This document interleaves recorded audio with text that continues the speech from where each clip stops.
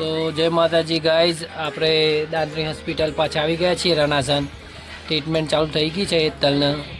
તો સાહેબે કીધું કે આજે કવરનો માપ લઈ લેવાનો છે અને કવર આવશે એટલે ફોન કરીશું સર. तू ही तो जन्नत मेरी, तू ही मेरा जुनून, तू ही तो मन्नत मेरी, तू ही रूह का सुकून, तू ही अखियों की ठंडक, तू ही दिल की है दस्तक. और कुछ ना जानूं मैं, बस इतना ही जानूं तुझ में रब दिखता है यारा.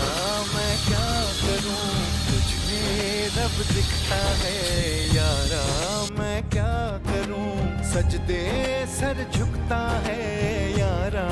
मैं क्या करूं तुझ में रब दिखता है यारा. मैं क्या करूं. તો ગાઈઝ ફાઇનલી આપણા કવરનું માપ લેવાઈ ગયું છે. તો હવે જઈએ છીએ આપણે રાયગઢ પાછા. પાછળમાં કવર બની જશે, ફોન આવશે આપણા ઉપર એટલે પાછા આપણે આવી જઈશું અને બતાવશું તમને કવર કેવું ફિટ કર્યું. તો વિડીયો ગમે હોય લાઈક, ફોલો અને કમેન્ટ કરી દેજો.